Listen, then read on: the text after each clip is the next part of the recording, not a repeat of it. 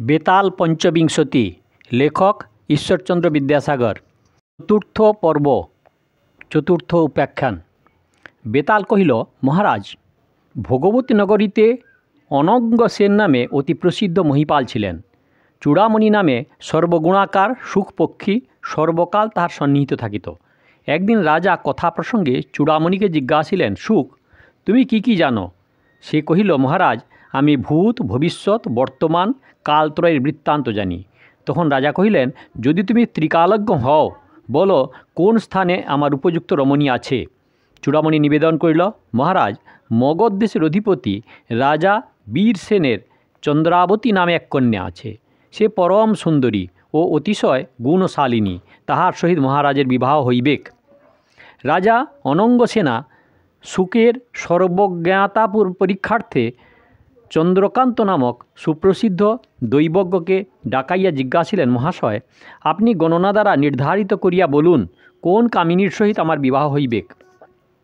তিনি জ্যোতির্বিদ্যা প্রভাবে অবগত হইয়া কহিলেন, মহারাজ, চন্দ্রাবতী নামে এক অতি রূপবতী রমণী আছে, গণনা দ্বারা দৃষ্ট হইতেছে, তাহার সহিত আপনার পরিণয় হইবেক। রাজা শুনিয়া শুকের প্রতি অতিশয় সন্তুষ্ট হইলেন। পরে এক সদ্বক্তা, চতুর, বুদ্ধিমান, কার্যদক্ষ ব্রাহ্মণকে আনাইয়া নানা উপদেশ দিয়া সম্বন্ধ স্থিরীকরণার্থে মগধ দেশাদের নিকট পাঠাইলেন। চন্দ্রাবতীর নিকটেও মদন মঞ্জুরি নামে এক সারিকা থাকিত, তাহারও সর্বজ্ঞতা খ্যাতি ছিল। তিনি এক দিবস তাঁকে জিজ্ঞাসিলেন, সারিকে, তুমি ভূত, ভবিষ্যৎ, বর্তমান সমুদায় বলিতে পারো, আমার যোগ্য পতি কোথায় আছে বলো। সারিকা কহিল, রাজনন্দিনী, আমি দেখিতেছি ভোগবতী নগরীর অধিপতি রাজা অনঙ্গ সেন তোমার পতি হইবেন। ফলত অনঙ্গ সেন ও চন্দ্রাবতী উভয়ই এইরূপে শ্রবণ দ্বারা অন্তরের অনুরাগ সঞ্চার হইল এবং সমাগমের অভাব নিবন্ধন উভয়েরই ক্রমে ক্রমে পূর্বরাগ সংক্রান্ত স্মরদশার আবির্ভাব হইতে লাগিল। কিয়ৎদিন পরে অনঙ্গ সেনের প্রেরিত ব্রাহ্মণ মগধ দেশের নিকট উপস্থিত হইয়া স্বীয় রাজার অভিপ্রায় ব্যক্ত করিলেন। তিনি তৎক্ষণাৎ সম্মত হইলেন এবং বাগদানের দ্রব্য সামগ্রী সমভিব্যাহারে দিয়া এক ব্রাহ্মণকে ওই ব্রাহ্মণের সহিত পাঠাইলেন। কহিয়া দিলেন, তুমি তথা হইতে প্রত্যাগমন না করিলে আমি কোনো উদ্যোগ করিতে পারিব না। বাগদানের দ্রব্য সামগ্রী লইয়া ব্রাহ্মণেরা অনঙ্গ সেনের নিকট উপস্থিত হইল। সবিশেষ সমস্ত বিজ্ঞাপন করিলে তিনি আহ্লাদ সাগরে মগ্ন হইলেন এবং সুবিজ্ঞা দৈবজ্ঞ দ্বারা বিবাহের দিন নির্ধারিত করিয়া মগধেশ্বরের প্রেরিত ব্রাহ্মণ দ্বারা তাহার নিকট সংবাদ পাঠাইয়া দিলেন। অনন্তর নির্ধারিত দিবসে যথা সময়ে মগধ দেশেশ্বর আলয়ে উপস্থিত হইয়া অনঙ্গ সেন চন্দ্রাবতীর পাণিগ্রহণপূর্বক নিজ রাজধানী প্রত্যাগমন করিয়া পরম সুখে কাল ক্ষেপণ করিতে লাগিল। চন্দ্রাবতী শ্বশুরালে আগমনকালে মদন মঞ্জুরি সারিকারে সমভিব্যাহারে আনিয়াছিল। তিনি তাহাকে সর্বদা আপন সমীপে রাখিতেন। রাজাও ক্ষণকালের নিমিত্ত চূড়ামণিকে দৃষ্টিপথের বহির্ভূত করিতেন না। এক দিবস রাজা ও রাজমহিষী অন্তঃপুরে একাসনে উপবিষ্ট আছেন এবং পিঞ্জরস্থ সুখ সারিকাও তাহাদের সম্মুখে আছে।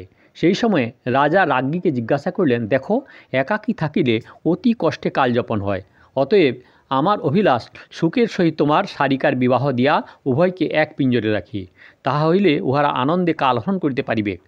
রাজ্ঞী ঈষৎ হাসিয়া অনুমোদন প্রদর্শন করিলেন। রাজা সুখের সহিত সারিকার বিবাহ দিয়া উভয়কে এক পিঞ্জরে রাখিয়া দিলেন। একদিন রাজা নির্জনে রাজমহিষীর সহিত রস প্রসঙ্গে কালযাপন করিতেছেন। সেই সময় সুখ সারিকাকে সম্ভাষণ করিয়া কহিতে লাগিল, দেখো, এই অসার সংসারে ভোগ অতি সার পদার্থ। যে ব্যক্তি এই জগতে জন্মগ্রহণ করিয়া ভোগ সুখে পরাণমুখ থাকে, তাহার বৃথা জন্ম। অতএব কি নিমিত্ত তুমি ভোগ বিষয়ের নিরুৎসাহিনী হইতেছ? সারিকা কহিল, পুরুষ জাতি অতিশয় শট, অধর্মী, স্বার্থপর এবং স্ত্রী হত্যাকারী, এই জন্য পুরুষ সহবাসে আমার রুচি হয় না। সুখ কহিল, নারীও অতিশয় চপলা, কুটিলা, মিথ্যাবাদিনী ও পুরুষঘাতিনী। উভয়ের এইরূপ বিবাদ আরম্ভ দেখিয়া রাজা জিজ্ঞাসা করিলেন, হে সুখ, হে সারিকে, কেন তোমরা অকারণে কলহ করিতেছ? তখন সারিকা কহিল, মহারাজ, পুরুষ বড় অধর্মী, এই নিমিত্তে পুরুষ জাতির প্রতি আমার শ্রদ্ধা ও অনুরাগ নেই। আমি পুরুষের ব্যবহার ও চরিত্র বিষয়ে এক উপাখ্যান বলিতেছি, শ্রবণ করুন। ইলাপুরে মহাধন নামে অতি ঐশ্বর্যশালী এক শ্রেষ্ঠী ছিলেন। বহুকাল অতীত হইয়া গেল, তথাপি তার পুত্র হইল না। এই জন্য তিনি সর্বথাই মনোদুঃখে কালহরণ করেন। কিয়ৎদিন পরে জগদীশ্বরের কৃপায় তাহার সহধর্মিণী এক কুমার প্রসব করিলেন। শ্রেষ্ঠী অধিক বয়সে পুত্রমুখ নিরীক্ষণ করিয়া আপনাকে কৃতার্থ বোধ করিলেন এবং পুত্রের নাম নয়নানন্দন রাখিয়া পরম যত্নে তাহা লালন পালন করিতে লাগিলেন। বালক 15 বর্ষীয় হইলে তিনি তাহাকে বিদ্যাভ্যাসের নিমিত্ত উপযুক্ত শিক্ষকের হস্তে সমর্পণ করিলেন। সে স্বভাবদোষবশত কেবল দুশ্শীল দুশ্চরিত্র বালকগণের সহিত কুৎসিত ক্রীড়ায় আসক্ত হইয়া সতত কালযাপন করে, ক্ষণমাত্র অধ্যয়নে মনোনিবেশ করে না। ক্রমে ক্রমে যত বয়োবৃদ্ধি হইতে লাগিল, তদীয় কুপ্রবৃত্তি সকল উত্তরোত্তর ততই উত্তেজিত হইতে লাগিল। কিয়ৎকাল পরে শ্রেষ্ঠী পরলোক প্রাপ্ত হইলেন। নয়নানন্দ সমস্ত পৈতৃক ধনের অধিকারী হইয়া দুধ ক্রীড়া, সুরাপান ইত্যাদি ব্যসনে আসক্ত হইয়া এবং কতিপয় বৎসরের মধ্যে দুষ্ক্রিয়া দ্বারা সমস্ত সম্পত্তি নষ্ট করিয়া অত্যন্ত দুর্দশার পড়িল। পরে সে ইলামপুর পরিত্যাগপূর্বক নানা স্থানে ভ্রমণ করিয়া পরিশেষে চন্দ্রপুর নিবাসী হেমগুপ্ত শ্রেষ্ঠীর নিকট উপস্থিত হইল। আত্মপরিচয় প্রদান করিল। হেমগুপ্ত তাহার পিতার পরম বন্ধু ছিলেন। উহাকে দেখিয়া অতিশয় আহ্লাদিত হইলেন এবং যথোচিত সমাদর এবং সাতিশয় প্রীতি প্রদর্শনপূর্বক জিজ্ঞাসা করিলেন, বৎস, তুমি কি সংযোগে অকস্মাৎ এই স্থলে উপস্থিত হইলে? নয়নানন্দ কহিল, আমি কতিপয় অর্ণবপোত লইয়া সিংহল দ্বীপে বাণিজ্য করিতে যাইতেছিলাম। দৈবের প্রতিকূলতা প্রযুক্ত অকস্মাৎ প্রবল বার্তা উত্থিত হওয়াতে সমস্ত অর্ণপোত জলমগ্ন হইল। আমি ভাগ্য বলে এক ফলক মাত্র অবলম্বন করিয়া বহু কষ্টে প্রাণ রক্ষা করিয়াছি। এই পর্যন্ত আসিয়া আপনকার সহিত সাক্ষাৎ করিব এমন আশা ছিল না। আমার সমভিব্যাহারে লোক সকলকে কোন দিকে গেল, বাঁচিয়াছে কি মরিয়াছে, কিছুই অনুসন্ধান করিতে পারি নাই। দ্রব্য সামগ্রী সমগ্র জলমগ্ন হইয়াছে। এই অবস্থায় দেশে প্রবেশ করিতে অতিশয় লজ্জা হইতেছে। কি করি, কোথায় যাই, কোনো উপায় ভাবিয়া পাইতেছি না। অবশেষে আপনার নিকট উপস্থিত হইয়াছি। এই সমস্ত শ্রবণগোচন করিয়া হেমগুপ্ত মনে মনে বিবেচনা করিতে লাগিলেন, আমি অনেক দিন অবধি রত্নাবতীর নিমিত্ত নানা স্থানে পাত্রের অন্বেষণ করিতেছি, কোথাও মনোনীত হইতেছি না। বুঝি ভগবান কৃপা করিয়া গৃহে উপস্থিত করিয়া দিলেন। এই অতি সদ্বংশজাত পৈতৃক অতুল অর্থ সম্পত্তির ন্যায় পৈতৃক অতুল গুণ ও সম্পত্তির উত্তরাধিকারিণী হইয়াছে, সন্দেহ নাই। অতএব তরায় দিন স্থির করিয়া ইহার সহিত রত্নাবতীর বিবাহ দিব। মনে মনে এই প্রকার কল্পনা করিয়া তিনি শ্রেষ্ঠিনীর নিকট গিয়া কহিলেন, দেখো, এক শ্রেষ্ঠীর পুত্র উপস্থিত হইয়াছে। সে সৎকুলোদ্ভব। তাহার পিতার সহিত আমার অতিশয় আত্মীয়তা ছিল। যদি তোমার মত হয় তাহলে ইহার সহিত রত্নাবতীর বিবাহ দিই। শ্রেষ্ঠিনী শুনিয়া সন্তুষ্ট হইয়া কহিলেন, ভগবানের ইচ্ছা না হইলে এইরূপ ঘটে না।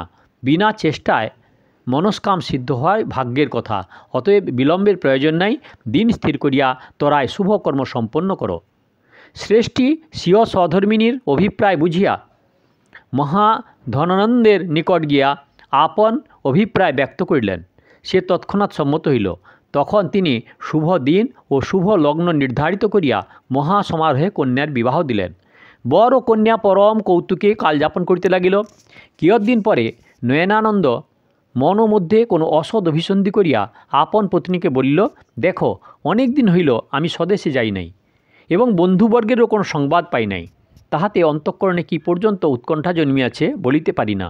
অতএব তোমার পিতামাতার মত করিয়া আমায় বিদায় দাও। আর যদি ইচ্ছা হয় তুমিও সমভিব্যাহারে চলো। পতিব্রতা রত্নাবতী জননীর নিকট গিয়া স্বামীর অভিপ্রায় ব্যক্ত করিল।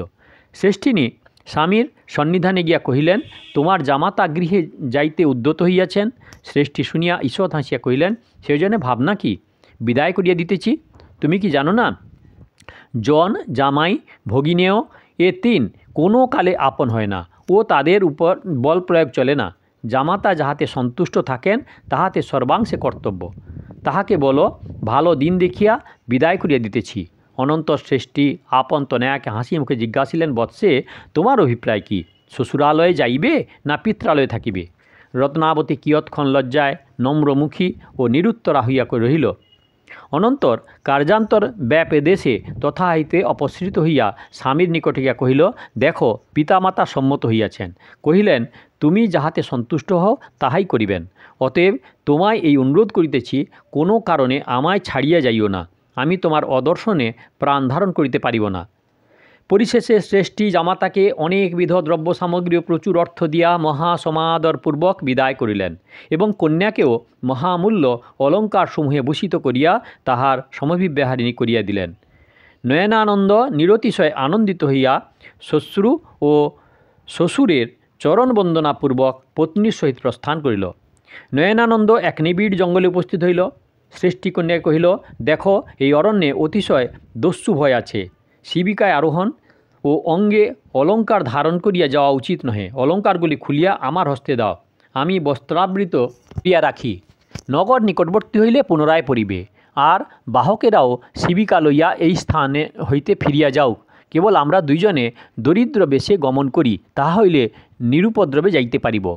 রত্নাবতী তৎক্ষণাৎ অঙ্গ হইতে উন্মোচিত করিয়া সমস্ত আভরণ স্বামী হস্তে ন্যস্ত করিলেন এবং দাস দাসী ও বাহকদিগকে বিদায় করিয়া দিয়া একাকিনী সেই শঠের সমভিব্যাহারিণী হইয়া চলিল। নয়নানন্দ এইরূপে মহামূল্য অলঙ্কারসমূহ হস্তগত করিয়া ক্রমে ক্রমে অরণ্যের অতি নিবিড় প্রদেশে প্রবেশ করিল এবং তা দৃশ্য পতিপরায়ণা হিতৈষিণী প্রণয়িনীকে অন্ধকূপে নিক্ষিপ্ত করিয়া পলায়নপূর্বক স্বদেশে উপস্থিত হইল। রত্নাবতী কূপে পতিত হইয়া হা তাত হা মাত বলিয়া উচ্চৈশ্বরে রোদন করিতে লাগিল। দৈবযোগে এক প্রতীক তথায় উপস্থিত হইয়া তা দৃঢ় নিবিড় অরণ্য মধ্যে অসম্ভাবিত রোদন শব্দ শ্রবণ করিয়া অতিশয় বিস্ময়াপন্ন হইল এবং শব্দ অনুসারে গমন করিয়া কূপের সমীপবর্তী হইয়া তন্মধ্যে দৃষ্টি নিক্ষেপপূর্বক অবলোকন করিল এক পরম সুন্দরী নারী উচ্চৈশ্বরে রোদন ও পরিবেদন করিতেছে। পথিক দর্শনমাত্র অতিমাত্র ব্যাকুল হইয়া পরম যত্নে সেই স্ত্রীরত্নকে কূপ হইতে উদ্ধৃত করিয়া জিজ্ঞাসা করিল, তুমি কে? কি নিমিত্তে একাকিনী এই ভয়ঙ্কর কাননে আসিয়াছিলে? কি প্রকারেই বা তোমার এতাদৃশ্য দুর্দশা ঘটল বলো। রত্নাবতী পতিনিন্দা অতি গর্হিতা বুঝিল। প্রকৃত ব্যাপার গোপনে রাখিয়া কহিল, আমি চন্দ্রপুর নিবাসী হেমগুপ্ত শেঠের কন্যা। আমার নাম রত্নাবতী। আপন পতির সহিত শ্বশুরালয় যাইতেছিলাম। এই স্থানে উপস্থিত হইবা মাত্র সহসা কতিপয় দুর্দান্ত দস্যু আসিয়া প্রথমত অঙ্গ হইতে সমস্ত অলঙ্কার লইয়া আমায় এই কূপে ফেলিয়া দিল, আর আমার পতিকে নিতান্ত নির্দয়রূপে প্রহার করিতে করিতে লইয়া গেল। তাহার কি দশা ঘটিয়াছে কিছুই জানি নাই। পান্থ শুনিয়া অতিশয় আক্ষেপ করিতে লাগিল এবং অশেষবিধ আশ্বাসন দান ও অভয় প্রদানপূর্বক অতি যত্নে রত্নাবতীকে সঙ্গে লইয়া তাহার পিত্রালয়ে পৌঁছাইয়া দিল। রত্নাবতী পিতামাতার নিরতিশয় স্নেহপাত্র ছিল।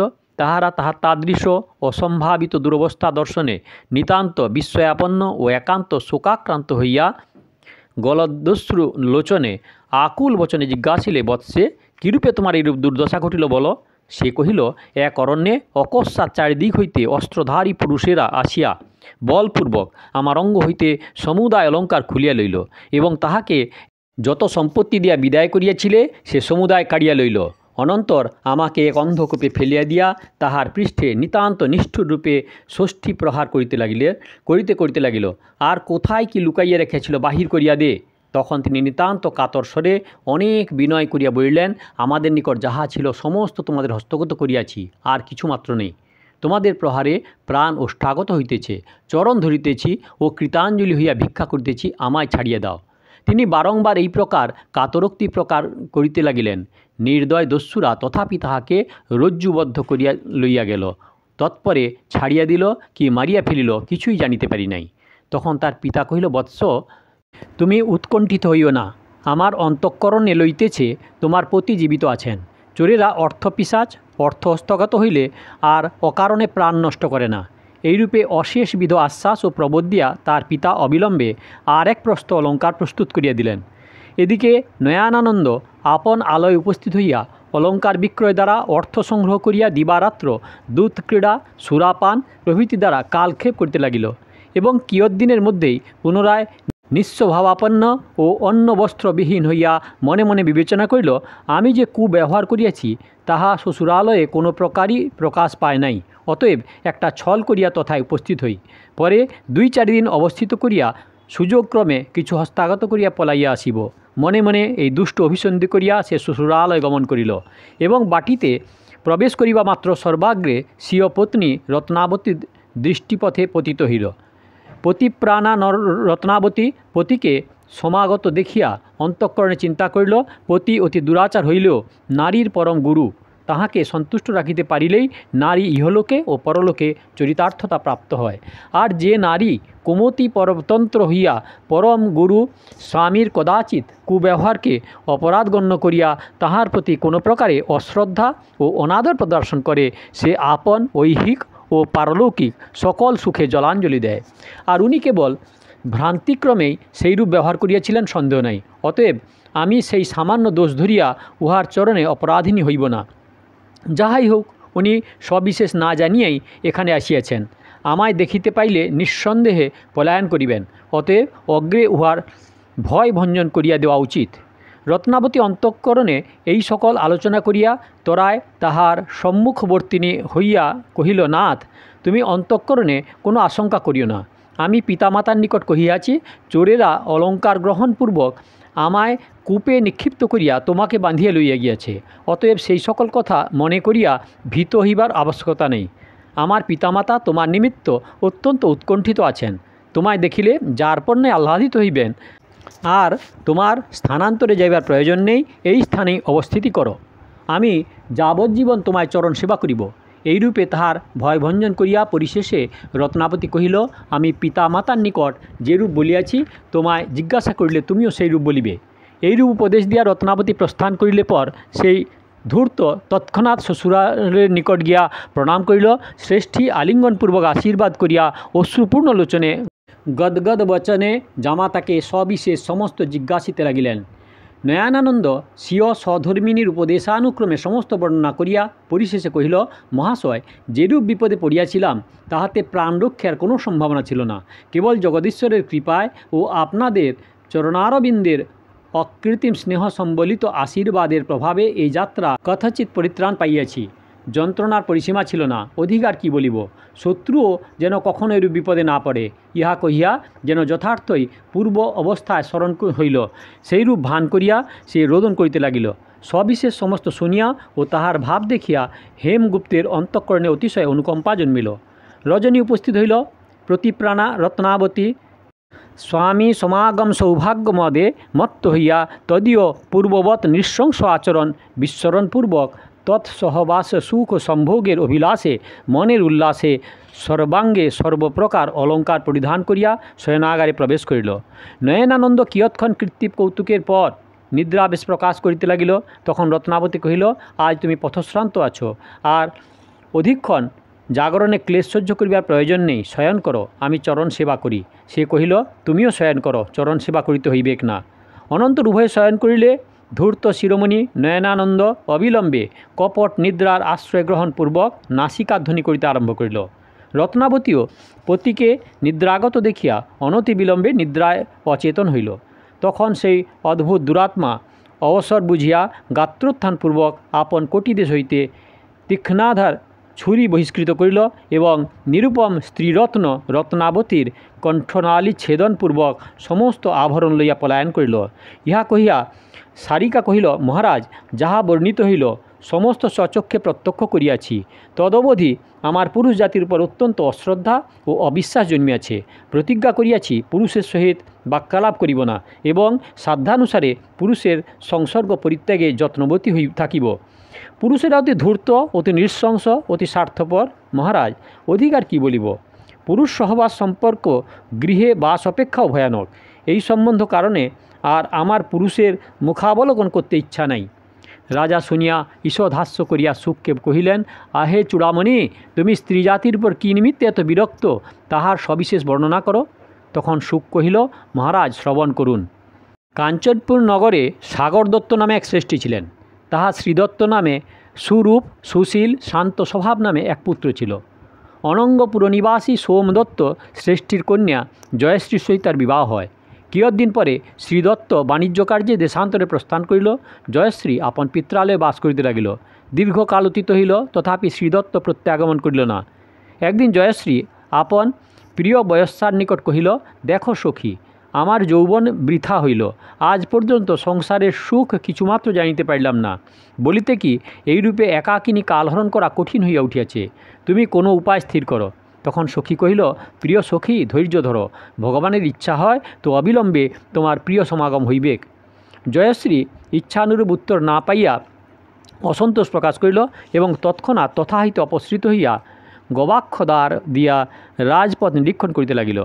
দৈবযোগে ওই সময়ে এক পরম সুন্দর যুবা পুরুষ অতি মনোহর বেশে ওই পথে গমন করিতেছিল। ঘটনাক্রমে তাহার ও জয়শ্রীর চারিচক্ষু একত্র হইবা মাত্র উভয়ের মন হরণ করিল। জয়শ্রী তৎক্ষণাৎ আপন সখীকে কহিল, দেখো, যে রূপে পারো ওই হৃদয়চোর ব্যক্তির সহিত সংঘটন করিয়া দাও। জয়শ্রী সখী তাহার নিকট গিয়া কথাচ্ছলে তাহার অভিপ্রায় বুঝিয়া কহিল, সোমদত্তের কন্যা জয়শ্রী তোমার সহিত সাক্ষাৎ করিতে চান। সন্ধ্যার পর তুমি আমার আলয়ে আসিবে। এই বলিয়া সে তাহাকে আপন আলয় দেখাইয়া দিল। তখন সে কহিল, তোমার সাথীকে বলিবে আমি অতিশয় অনুগৃহীত হইলাম। সায়ংকালে তোমার আবাসে আসিয়া নিঃসন্দেহে তাহার সহিত সাক্ষাৎ করিব। তদন্তর সখী জয়শ্রীর নিকটে গিয়া সবিশেষ সমুদায় তাহার গোচর করিল। সে অত্যন্ত আহ্লাদিত হইল এবং তাহাকে পারিতোষিক দিয়া অশেষ প্রকার প্রশংসা করিয়া বলিল, যদি তুমি তাহার সহিত মিলন করিয়া দিতে পারো, আমায় চিরকালের মতো কিনিয়া রাখিবে। আমি কোনো কালে তোমার এ ধার শুধিতে পারিব না। এক্ষণে তুমি আপন আলয়ে গিয়ে অবস্থিত করো, সে আসিবা মাত্র আমায় সংবাদ দিবে। এই বলিয়া সখী বিদায় করিল। জয়শ্রী উল্লসিত মনে ইচ্ছানুরূপ বেশভূষা করিতে বসিল। শুভ সন্ধ্যাকাল উপস্থিত হইল। সেই যুবা রতিপতির আদেশানুরূপ বেশ পরিগ্রহ করিয়া সখীর আলয়ে উপস্থিত হইল। সে পরম সমাদরে বসিতে আসন দিয়া জয়শ্রীর নিকটে গিয়া প্রিয়তমের উপস্থিতি সংবাদ দিল। জয়শ্রী শুনিয়া আহ্লাদ সাগরে মগ্ন হইয়া কহিল, সখী, কিঞ্চিৎকাল অপেক্ষা করো। গৃহজন নিদ্রিত হইলে তোমার সঙ্গে গিয়া প্রাণনাথের হস্তে আত্মসমর্পণ করিয়া জন্ম সার্থক করিব। অনন্তর পরিবারস্থ সকল লোক নিদ্রাগ্রস্ত হইলে জয়শ্রী সখীর সহিত তদীয় আবাসে উপস্থিত হইয়া অননুভূতপূর্ব চিরকাঙ্ক্ষিত মদন রসের আস্বাদন দ্বারা যৌবনের চরিতার্থতা সম্পাদন করিয়া নিশাবসান সময়ে স্বীয় আবাসে প্রতিগমন করিল। সে এইরূপে প্রত্যহ প্রিয় সমাগম সুখে কাল যাপন করিতে লাগিল। কিয়ৎদিন পরে তাহার স্বামী বিদেশ হইতে প্রত্যাগত হইয়া শ্বশুরালয়ে উপস্থিত হইল। জয়শ্রী শ্রীদত্তের সমাগমে মনে মনে চিন্তা করিতে লাগিল, এই আপদ আবার এতদিন পর কোথা হইতে উপস্থিত হইল। এখন কি করি? প্রাণনাথের নিকটে যাইবার ব্যাঘাত জন্মিল। কতদিন থাকিবে, কত জ্বালাইবে, তাহাও জানি না। এই চিন্তায় মগ্ন ও স্নান ভোজন প্রভৃতি সমস্ত বিষয়ে বিমুখ হইয়া বিষণ্ণ মনে সখীর সহিত নানা প্রকার মন্ত্রণা করিতে লাগিল। রজনী উপস্থিত হইল। জয়শ্রীর মাতা জামাতাকে পরম সমাদরে যত্নপূর্বক ভোজন করাইয়া দাসী দ্বারা শয়নাগারে গিয়া বিশ্রাম করিতে বলিলেন এবং আপন কন্যাকেও পতি শুশ্রূতার্থে গমন করিতে আদেশ দিলেন। জয়শ্রী প্রথমত অসম্মত হওয়াতে তাহার মাতা নানাবিধ প্রবোধ বাক্য ও ভর্ৎসনা দ্বারা তাহাকে নিরুত্তরা করিয়া বলপূর্বক গৃহ মধ্যে প্রবেশ করাইলেন। তখন সে বিবশা হইয়া শয়নাগারে প্রবেশপূর্বক পালঙ্কে আরোহণ করিয়া বিবৃত মুখে শয়ন করিয়া রহিল। শ্রীদত্ত স্নিগ্ধ সম্ভাষণ করিয়া প্রণয়নীর প্রতি নানা প্রকার প্রীতিবাক্য প্রয়োগ করিতে লাগিল। সে তাহাতে সাতিশয় বিরক্ত প্রকাশ করিয়া মৌন অবলম্বন করিয়া রহিল। শ্রীদত্ত তাহার সন্তোষ জন্মাইবার নিমিত্ত নিজানিত নানা প্রকার বহুমূল্য অলঙ্কার ও পট্টসাটি প্রভৃতি কামিনীজনকমনীয় দ্রব্য প্রদান করিলে জয়শ্রী সাতিশয় কোপ প্রদর্শকপূর্বক তদ্দত্ত সমস্ত বস্তু দূরে নিক্ষিপ্ত করিল। তখন শ্রীদত্ত নিতান্ত নিরুপায় ভাবিয়া ক্ষান্ত রহিল এবং একান্ত পথশ্রান্ত ছিল, তৎক্ষণাৎ নিদ্রাগত হইল। জয়শ্রীপতিকে নিদ্রায় অচেতন দেখিয়া মনে মনে আহ্লাদিত হইল এবং পতিদত্ত বস্ত্র ও অলঙ্কার পরিধান করিয়া ঘোরতর অন্ধকারাবৃত রজনীতে একাকিনী নির্ভয়ে প্রিয়তমের উদ্দেশ্যে চলিল। সেই সময়ে এক তস্কর ওই পথে দণ্ডায়মান ছিল। সে সর্বালঙ্কারভূষিত কামিনীকে অর্ধরাত্রের সময়ে একাকিনী গমন করিতে দেখিয়া বিবেচনা করিতে লাগিল, এই যুবতী অসহায়িনী হইয়া নিশীথ সময়ে নির্ভয়ে কোথায় যাইতেছে। যাহাই হোক, সবিশেষ অনুসন্ধান করিতে হইল। এই বলিয়া সে তাহার পশ্চাৎ পশ্চাৎ চলিল। এদিকে জয়শ্রীর প্রিয় সখা সখীর আলোয় একাকী শয়ন করিয়া তাহার আগমন প্রতীক্ষায় কালক্ষেপ করিতেছিল। অকস্মাৎ এক কাল সর্প আসিয়া দংশিয়া তাহার প্রাণ সংহার করিয়া গেল। সে মৃত পতিত রহিল। জয়শ্রী তথা উপস্থিত হইয়া মৃত প্রিয়তমকে পট নিদ্রিত বোধ করিয়া বারংবার আহ্বান করিতে লাগিল, কিন্তু উত্তর না পাইয়া মনে মনে বিবেচনা করিল, আমার আসিতে বিলম্ব হওয়াতে ইতি অভিমানে উত্তর দিতেছেন না। অনন্তর তাহার পার্শ্বে শয়ন করিয়া বিনয় ও প্রিয় সম্ভাষণপূর্বক বিলম্বের হেতু নির্দেশ ও ক্ষমা প্রার্থনা করিতে আরম্ভ করিল। চোর কিঞ্চিত দূরে দণ্ডায়মান হইয়া সহাস্যে এই রহস্য দেখিতে লাগিল। নিকটস্থবর্তী বৃক্ষবাসী এক পিশাচও এই কৌতুক দেখিতেছিল। সে সাতিশয় কুপিত হইয়া স্থির করিল, ঈদৃশী দুশ্চারিণী সমুচিত দণ্ড দেওয়া আবশ্যক। অনন্তর সে তদীয় প্রিয়তমের মৃত কলেবর আবির্ভূত হইয়া দন্ত দ্বারা জয়শ্রীর নাসিকাচ্ছেদনপূর্বক আপন আবাসগৃহে প্রতিগমন করিল। চোর এই সমস্ত নয়নগোচর করিয়া নিরতিশয় চমৎকৃত হইল। জয়শ্রীর জ্ঞানোদয় হইল।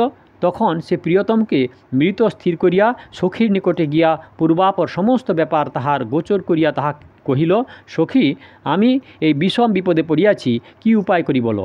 গৃহে গিয়া কেমন করিয়া পিতামাতার নিকট মুখ দেখাইব, তাহারা কারণ জিজ্ঞাসিলে কি উত্তর দিব। বিশেষত আজ আবার সেই সর্বনাশিয়া আসিয়াছে, সেই বা দেখিয়া শুনিয়া কি মনে করিবে। সখী, তুমি আমায় বিষ আনিয়া দাও, খাইয়া প্রাণ ত্যাগ করি, তাহা হইলে সকল আপদ ঘুচিয়া যায়। এই বলিয়া জয়শ্রী শিরে করাঘাত করিতে লাগিল। সখী শুনিয়া হতবুদ্ধি হইয়া নিরুত্তরা হইয়া রহিল। কিয়ৎক্ষণ পরে জয়শ্রী উৎপন্ন মতিত্ব বলে এক উপায় স্থির করিয়া কহিল, সখী, আর চিন্তা নাই, উত্তম উপায় স্থির করিয়াছি, শুনো দেখি সঙ্গত হয় কি না। আমি এই অবস্থায় গৃহে গিয়া শয়ন মন্দিরে প্রবেশপূর্বক চিৎকার করিয়া রোদন করিতে আরম্ভ করিব। গৃহজন রোদন শব্দে জাগরিত হইয়া কারণ জিজ্ঞাসার্থে উপস্থিত হইবে। বলিবে, আমার স্বামী আমার অকারণে ক্রোধে অন্ধ হইয়া নিতান্ত নির্দয়তাপূর্বক বারংবার প্রহার করিয়া পরিশেষে নাসিকাচ্ছেদন করিয়া দিলেন।